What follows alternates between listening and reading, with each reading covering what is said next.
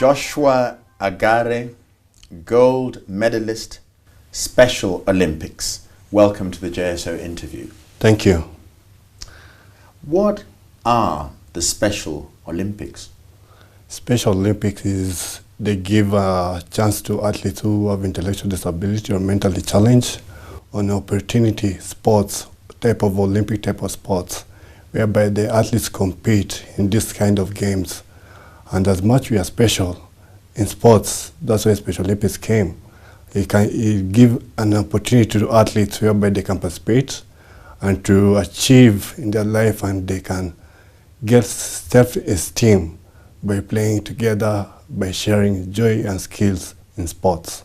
So tell me, you were describing as a gold medalist. Yes. When and where did you win your gold medal, and what were you doing?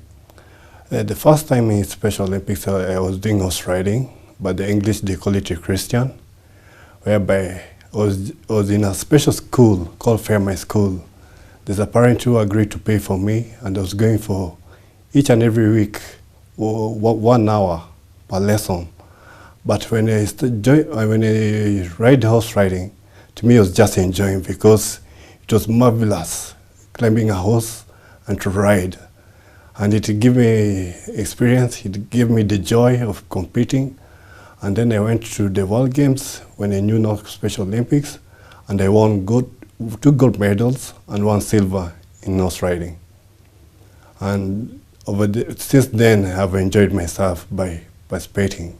Am I right in saying that you've gone on to play other games at a highly competitive level, apart from the horse riding? Yes. Tell me about that. In 2003, I was participating in track and field, whereby I won a bronze and a silver in 4x1. That it was in Dublin, Ireland. And before I come to Dublin, Ireland, when I went for the competition, it was in Connecticut in the US, where I participated in horse riding. Okay, in 2003, I competed in Dublin, Ireland, where I won a bronze in 100 meters and a silver in 4x1 relay. And then in 2007, I went as an international global messenger. But it was summer games in Shanghai, China, whereby I did not compete. But I was a leader as an international global messenger. Our job as an international global messenger mostly to give speeches, to meet new guests, to mingle with different people, big people. And then in 2011, now I participated in handball, where we won a silver in handball.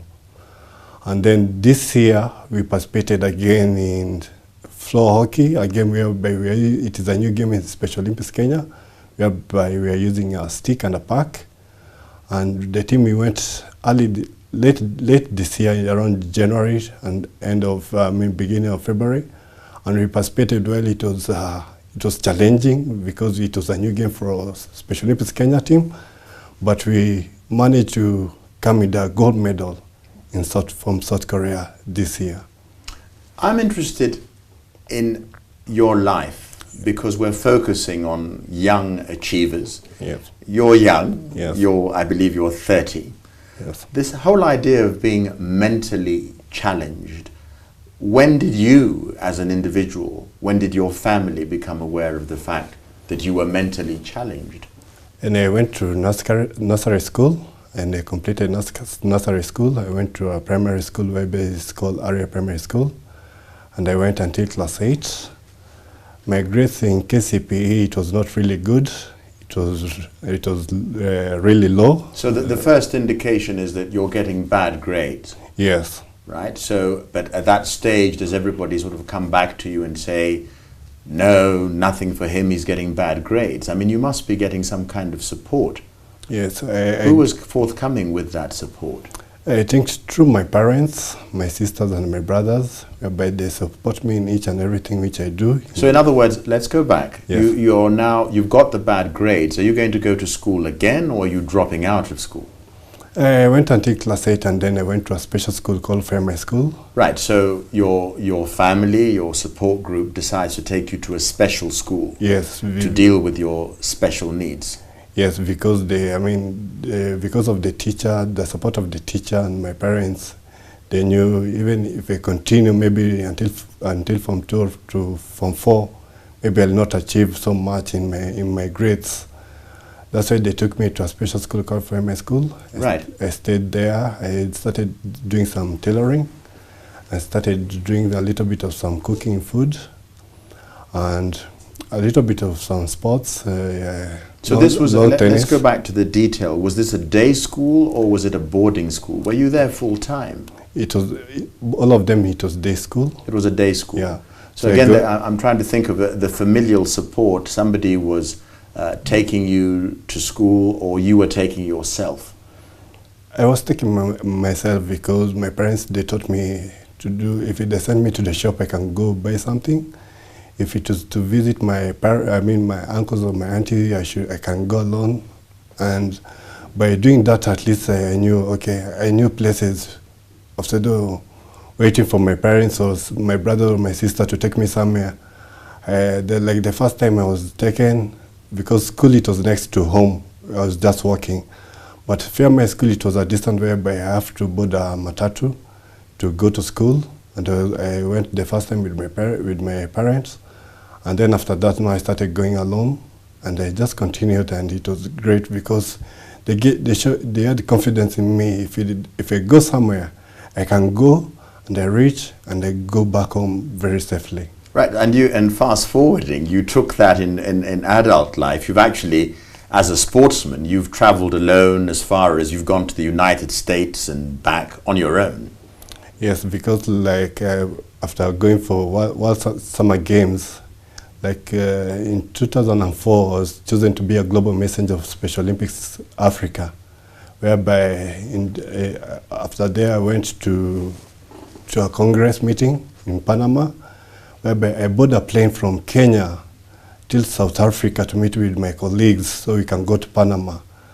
And when we finished the global conference, we came back to South Africa, and I boarded a plane back to Kenya. Back to Nairobi. Back to Nairobi. Right. Okay. I'm going to go back. So you've been there, done that. I'm going to go back to school. Yeah. And tailoring, cooking.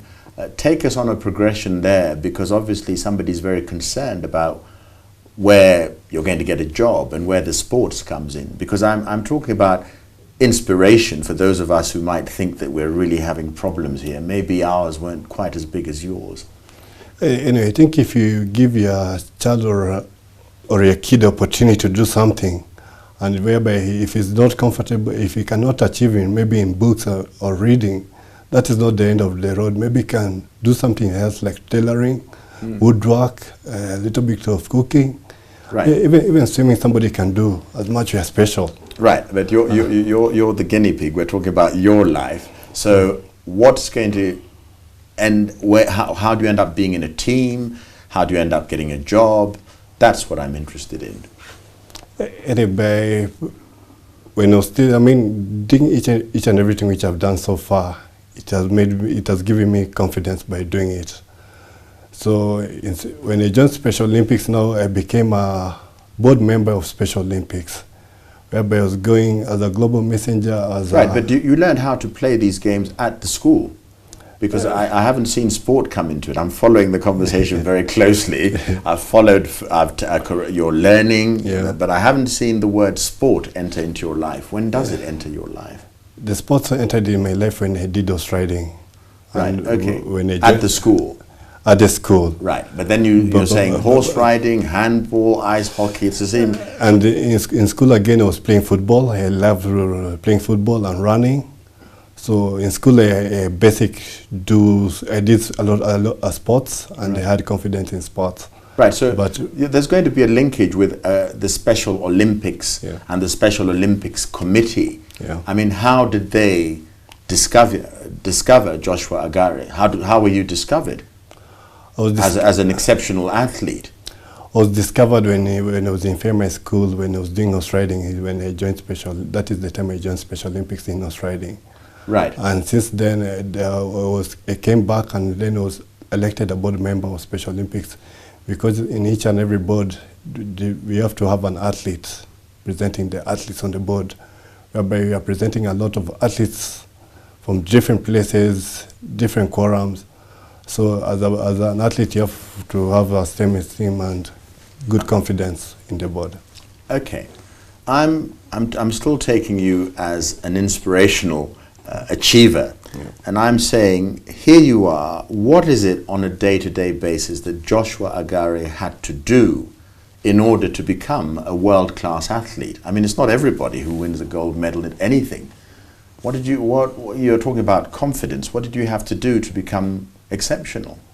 To have confidence and to know you're not the only one who have intellectual disability or mentally challenged, or if you don't know how to read good, yeah, I mean, you have to have the confidence. At least in sports, it gives me confidence by participating. We always train each and every day.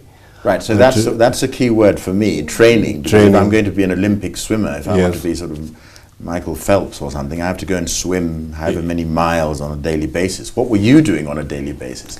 Because I had this image of you earlier on, catching the matatu, going backwards and forwards. Yeah. Now what are you doing to get really good at hockey, for example? Every day you're going to the school and back, because I'm trying, the logistics, what was making this happen for you? Because you might have, a matatu costs what, 50 shillings for the average Kenyan to go one way? Yes. So were you a multi-millionaire? You had so much money you could go backwards and forwards whenever you felt like it. Who's giving you the money to go up and down? Mostly my parents and my sister and my brothers to give me fare, because, and then in Nairobi, like, we have a club whereby we always go each and every Saturday to practice different kind of game. If it's track and field, running, basketball, each and every Saturday we are there to train. And from there, with the time where I got the confidence, like I'm an all-rounder, I don't choose any game. If you put me through any game, I'll train on it, and I'll have the confidence I can make it. Like the floor hockey in Kenya, we did not know about floor hockey. But when we trained, because I was there in the training, whereby I said, okay, this is an interesting game, because as a leader, when we are outside as a leader, I got a good experience about floor hockey. So we just have to encourage ourselves. We can play different games, and always encourage my athletes, if they can compete in any game, just be flexible. Try this game, maybe you can succeed or you cannot succeed, but at the end of it all, you'll achieve when you put all your confidence in that game.